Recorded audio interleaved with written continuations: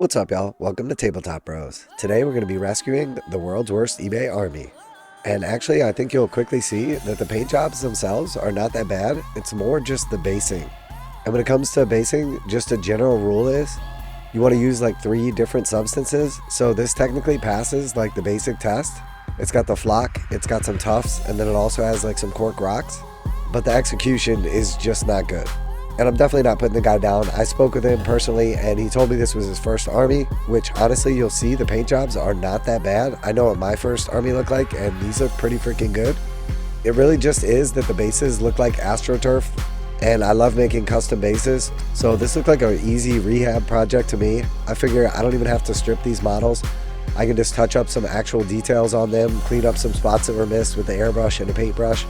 But more importantly, just moving them off of the AstroTurf that they're on right now and onto some cool custom Ghur bases would really change the overall look.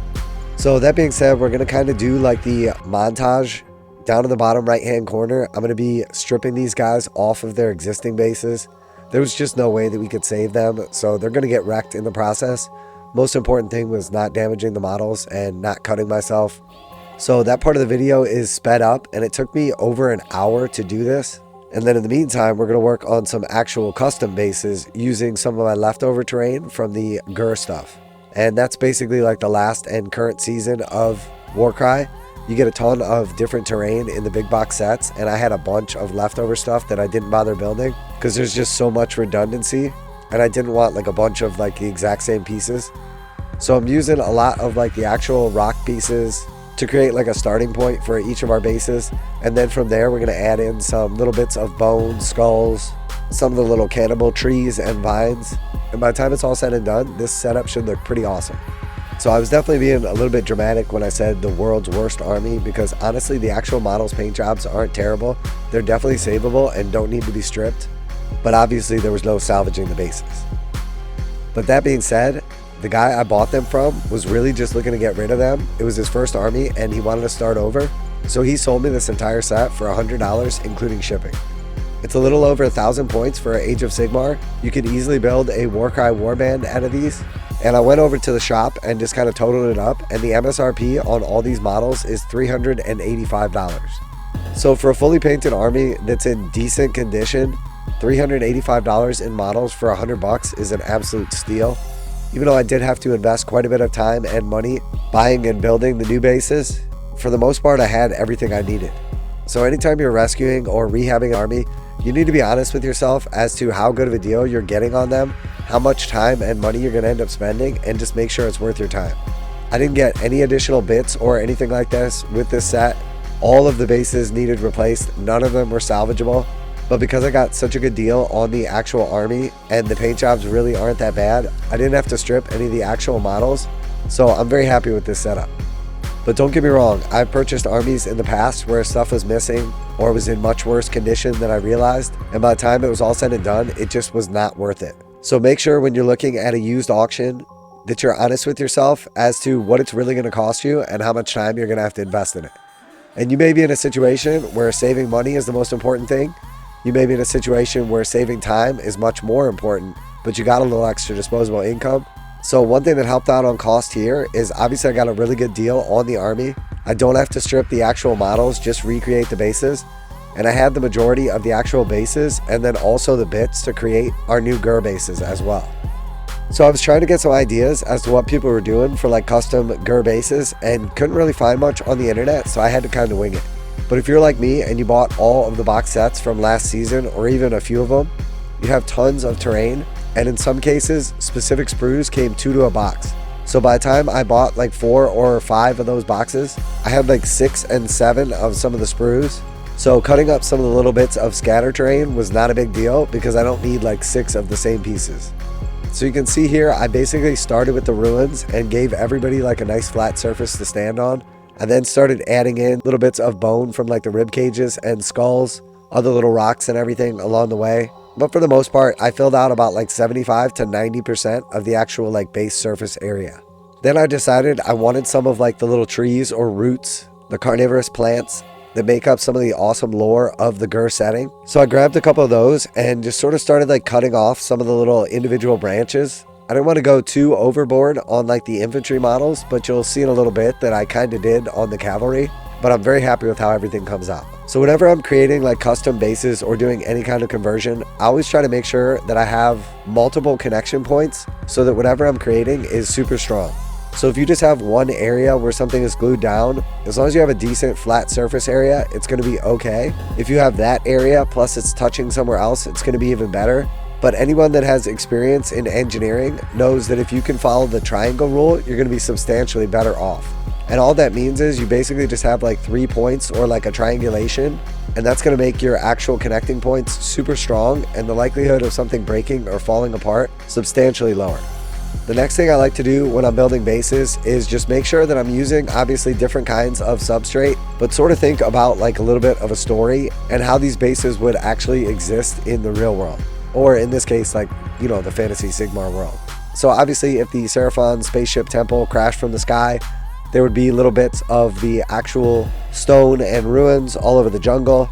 And then of course you're going to have the jungle itself and the plants and everything mutating and sort of like taking over the setting. So everything's going to be overgrown. And part of what they're feeding on is living creatures. So there's going to be like lots of skulls and bones and stuff left behind after they have their feast. And then at the end, we're going to go through and add in some actual sand. And then I always like to leave a little bit of the actual base itself exposed as well. So by the time we paint them and then it's all said and done, we add in some tufts at the end. We should have like 5 or 6 different elements to each one of these bases, and they should look super busy and super cool. And we can already see that just by going through on these brute spaces and just adding in 1 thing or 2 things onto each one of them, we're already starting to get a little bit of that beautiful chaos. So we want to make sure that the actual mounting points for our models stay pretty clean and line up with where the actual feet are. We want to make sure that when they're actually mounted to the bases that they're not pointing too far down or too far up, so they don't look like they're falling over or staring at the ground, etc. And in this case, I think we've done a pretty good job. And then once we are happy with these elements, the larger pieces, and we do go to add in the sand, we want to avoid the places where we know that we're going to be attaching the models, which is obviously a lot easier in a case like this where I'm building each base specific for each model. Makes it substantially easier for me to know exactly where everybody's going to connect, and I can avoid any of those like newbie mistakes.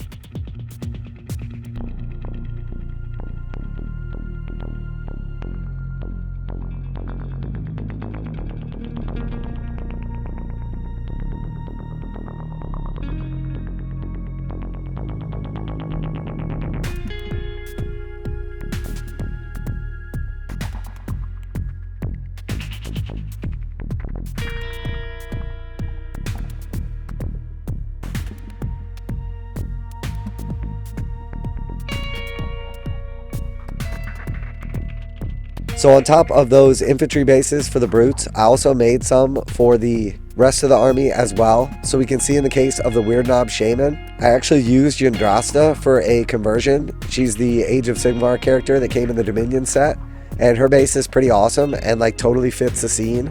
So I didn't have to do a ton to that one. I also made one for my Warchanter as well, pretty similar to the brutes bases. And then like I said, I had a bunch of duplicates of some of the larger pieces of terrain as well, and there's not a ton of like converting or customizing you can do to make sure that those look different. So I decided I was going to cannibalize one of the larger like creature skulls and turn that into my war boss's base. So I chopped off the appropriate bits from the sprue and just kind of put them together and then just sort of filled it out on the 50mm. Next was the Boar Boys. So I wanted to have a bunch of like rubble and stuff all over their bases, a lot of the like spinal cords from that same piece and bones, and I really wanted them to look like they were crashing through the forest, knocking stuff down and breaking apart pieces, being much less tactical than the brutes. Because I figure if you're infantry you can kind of weave your way through the forest, but if you're riding a big angry pig at full speed through Ghur, you're just using your momentum to crash through stuff. And I'm really happy with how they came out.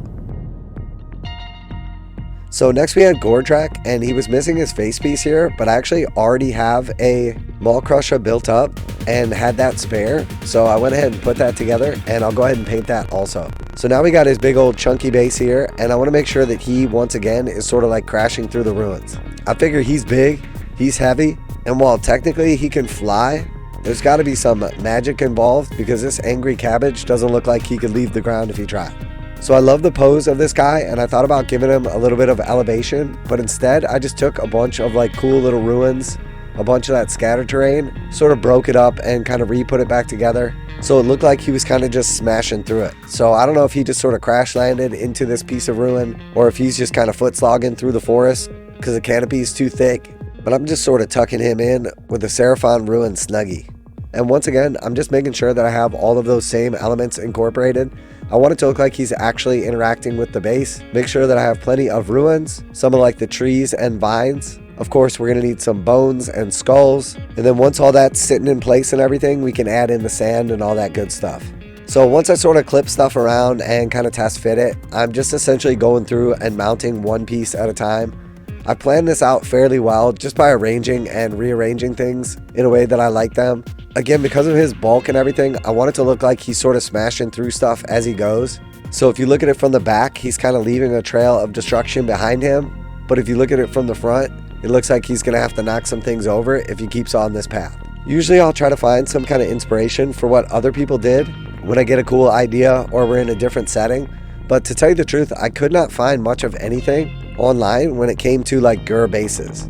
So maybe I'm the first person to ever do this, and maybe somebody's going to find this video and get some inspiration from it. And while I was fortunate to have like way too much of all the Ghur terrain, the beauty of it is they made so much of it, and the actual like Warcry box sets perform so poorly that you can pick up the entire terrain sets for like a dime a dozen. So creating like multiple bases or like a full army's worth normally would be a little expensive if you're chopping up this much terrain, but in the case of like the Ghur stuff, you can get it pretty cheap.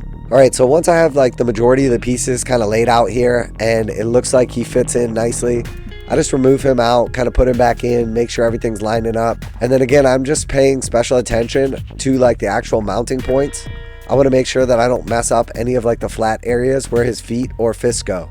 And again, when I'm doing like the sand and adding in some of the later elements as well, I'm doing the same thing. So it definitely looks like he's doing like his little gorilla crawl over top of the ruins. Each of the other models looks like they are interacting with their environment as well.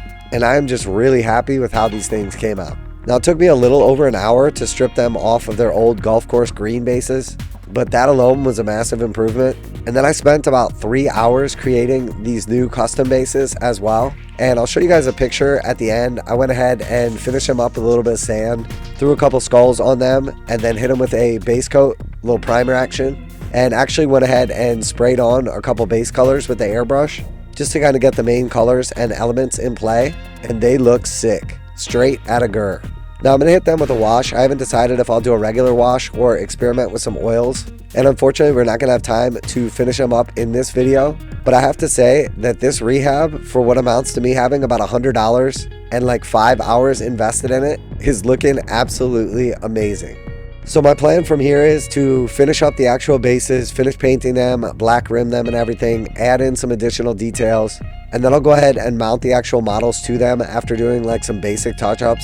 There's a couple things I should be able to do with the airbrush, a little bit of like underpainting and everything to kind of clean them up.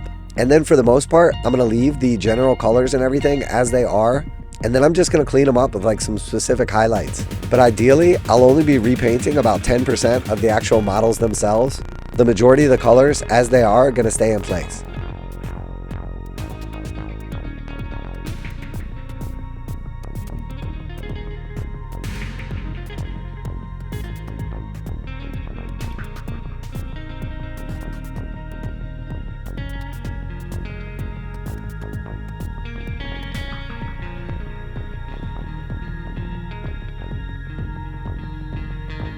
So let me know what you think of the video so far, the bases, the idea, if you've ever done like a rehab project like this or gotten in over your head. And make sure to stay tuned for the second half if you want to see how this army comes out. But hopefully you enjoyed today's video, got some inspiration out of it, or learned some cool new tips or tricks. And if you did, make sure to subscribe. But in the meantime, that's it from the Tabletop Bros. Later.